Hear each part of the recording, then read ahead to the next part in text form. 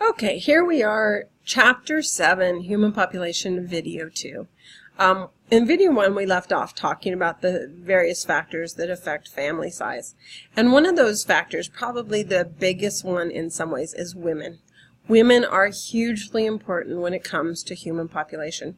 Not only are we having the babies, but a lot of things about us controls how many babies we have. If a woman marries early, in age, when she's young, in the early 20s, or potentially in some countries younger, she's probably going to have more children because she's in marriage longer during that reproductive time. So if you're married from the time you're 20 to 40, that's 20 years of your life that you could be reproducing. Whereas if you married at the age of 30, you only have 10 years from 30 to 40 to reproduce. So the chances of you having children is much less. Also, the more educated a woman is, the less children she chooses to have. Many times women who are educated, they postpone marriage and they postpone children because they have a career that they're pursuing. They also know more about controlling their reproduction, and they choose more about when they want to have children, if they want to have children. If a woman has access to family planning and birth control, of course it gives her that ability to plan and to decide when and if she wants to have a child. Please realize that family planning does not equate to abortion. That is a method available to women, thank goodness, legally, so women are not doing horrible things to themselves in order to try to end pregnancies. But family planning is just that. Deciding when you want to have a child, how you want to have a child, and how not to have a child. You know, what forms of birth control are available, which is what we want. We want women to be able to plan that so that there's less children born who are potentially unwanted or seen as a burden. Women and men should have the choice of when and if they want to reproduce. In some countries, there is no pension, there is no Social Security, there's no Medicare, there's nothing to take care of you when you're older.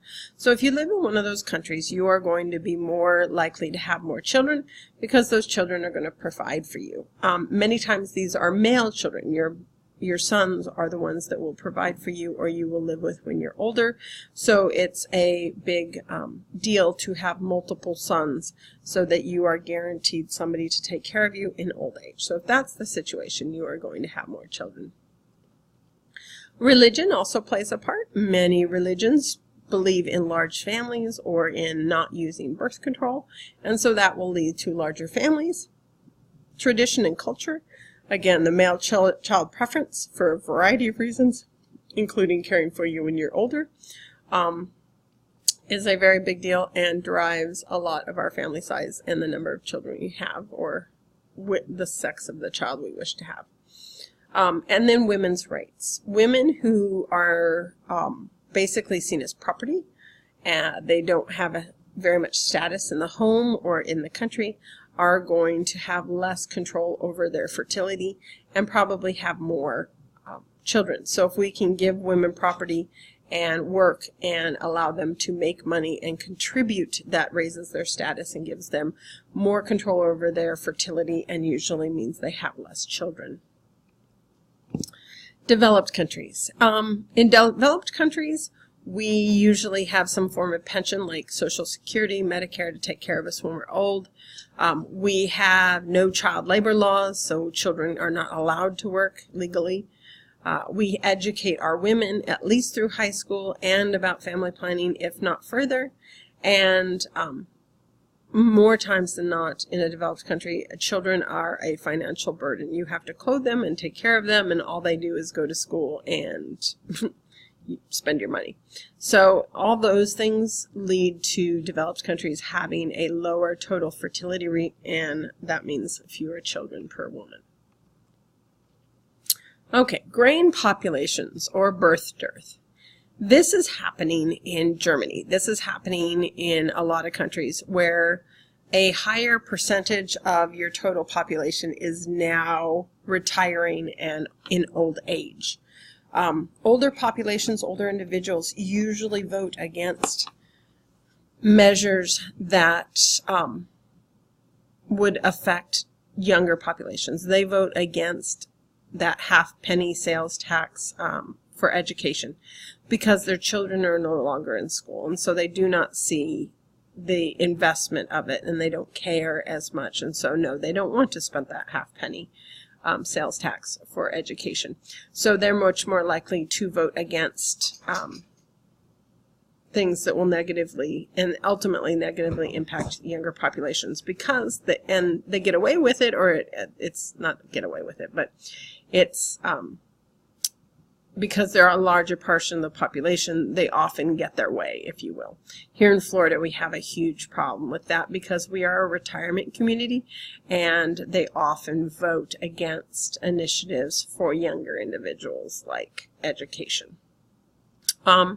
If you have a graying population and you don't have a lot of individuals below it and you have nobody to fill job vacancies, which can put businesses out of business. That didn't make sense. Okay. You have less individuals who are paying taxes because now they're receiving Social Security and they're not paying taxes like they used to on their income.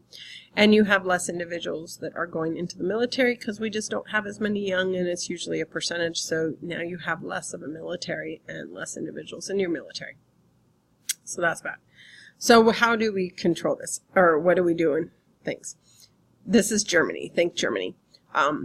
The government promotes immigration of workers. We try to get people to immigrate in to fill those jobs and create the tax base in the military.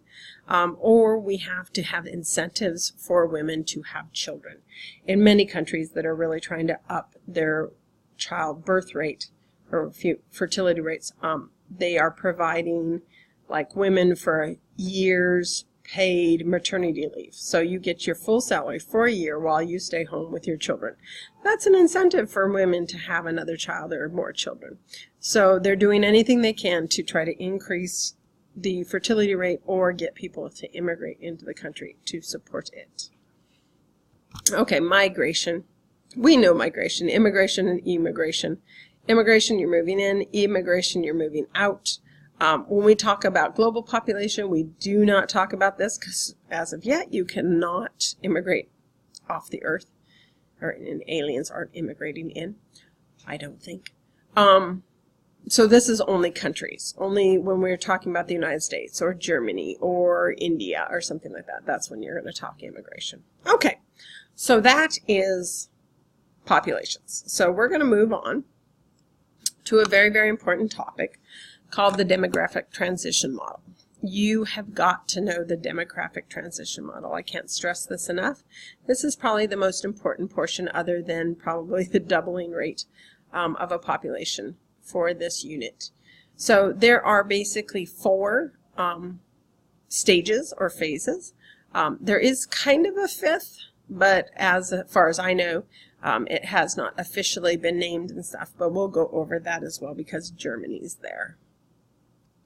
Okay, so phase 1, and go back really quick. This is phase 1 here. This is phase 2, phase 3, phase 4, and phase 5. They are also called pre-industrial, transition, industrial, post-industrial, and now probably technological. Haven't quite named it as far as I know. Okay, so what happens in pre-industrial? By the way, there is no country currently in pre-industrial, but there are regions within country. If you go to rural Mongolia, that area is going to pre-industrial. Mongolia as a country is not, but certain portions of some countries can be. Okay, so your population size is stable. It's stable and low. You have a high birth rate. You have a high death rate. Your birth rate and your death rate are nearly equal, so your population is not changing. Life expectancy is short. You're only living 30, 40 years because you do not have any medicine, you do not have technology, you don't have good nutrition. You're going to have a high infant mortality rate because, again, you have poor sanitation, poor nutrition, disease, and no medical care. Usually you're going to be rural. Subsistence farming is how you're going to survive. You're going to farm out in the middle of nowhere. Children are seen as an asset because they can work. care for their younger siblings or care for their elderly parents. So usually there's a high birth rate for that reason.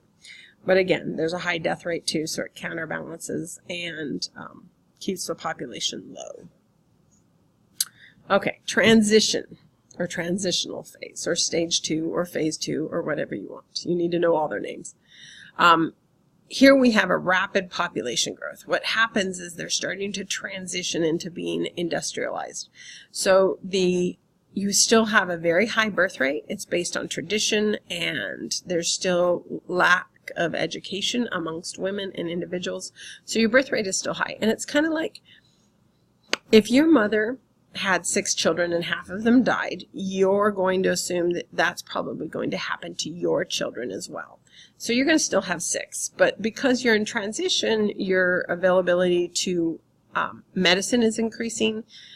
You're more likely to have access to immunizations, better food, better sanitation. So in fact, your children probably are not going to die, which is why our birth rate is going up. The birth rate was high before, it stays high, but what really starts making the population increase is the death rate drops off. Again, better sanitation, better water, better nutrition, access to health care and immunizations makes individuals live. So the death rate, decreases, which causes our population to increase. So life expectancy increases. People start moving from rural to urban areas because of jobs as the country is developing. And this is where most of our developing countries are sitting. And this is why we want to kind of push them through this as fast as we can, because this is where, in this stage, is where population increases. So if we can get them out of this stage and into industrial, we can settle the population. So the United States is not an issue when it comes to the population growth on our planet. It's the developing countries that are sitting in transition. Okay, next step, stage 3, phase 3, industrialization. So the population begins to stable because the birth rate comes down, because now women are educated. They're going and starting to work. They're choosing not to have children. They have access to birth control and better water and better food. And now they know that if they have 6 kids, all 6 are going to survive. So now they're having 3 or 4. And now they're surviving. The crude death rate is still low and maybe even gets lower as, again, better education, better medicine, better nutrition is coming in. Longer life expectancy, death rate is going down. Lower infant mortality because children are being cared for. There's a huge push for urbanization. People are all moving to urban areas for jobs and stuff like that. And now children become a financial burden because now they are not working the farm. Now they're sitting at home or in daycare or at school, and you're having to pay for them. So birth rate starts to come down. Okay, so again, phase 3, some more affluence, pursuing education and access to birth control, again, makes for smaller families. We have cultural, societal, and religious norms start affecting our birth rates because people now expect you to only have a few and not have umpteen million babies. And this is most of our developed countries in the world. Phase 4 is your post-industrial. In this case, population usually is kind of stable or starts to decrease a little bit. Your crude birth rate starts to come down even a little bit more. Your crude death rate is low, again, because of good sanitation, good nutrition, access to health care, that kind of thing. So life expectancy is long, you have low infant mortality, and you have urbanization. Now we're dealing with aging populations because now we have individuals who are living longer. We have education, so people are choosing to have less children, all those kind of things. In some countries, we have seen in post-industrial that the birth rate might come up a little bit again as wealthy. If people who are wealthy start choosing to have more children because they can have assistance in raising them, so and they can afford them. So that does happen on occasion. Okay, so back to the diagram. Again, here we are. This is your birth rate, nice and high. Here's your death rate, nice and high. but they're counteracting each other, so your population is pretty stable in the pre-industrial. So when we go into transition, birth rate stays high due to tradition and lack of education, just not knowing, and death rate starts to come down because of better sanitation, better nutrition, access to health care. So this comes down. So if your birth rate stays high, your death rate's coming down, your population starts to grow. And we have a rapid population growth in this section. Then we hit industrial. So population or birth rate starts to come down because now women have jobs, they're industrialized, they're educated, and they've learned that they don't need to have 6 children anymore and that most of them are going to survive. So birth rate starts to come down. Death rate is still decreasing a little, but pretty darn low. And birth rate is still going up, but starting to kind of plateau out. Then we get into post-industrial. Population is rather stable, might start to decrease some. Birth rate continues to decrease as women become more educated and get better jobs. Death rate stays low, and so your population starts to stabilize, kind of thing. And then we have stage 5, which is probably technological stage. Germany most definitely is in the stage. Your population continues to decrease. We're not 100% sure what's going to happen in this. We're watching Germany to see. Death rate stabilizes, kind of thing, very nice and low. Birth rate drops off even further. Again, more women choosing not to have children at all or only having a couple.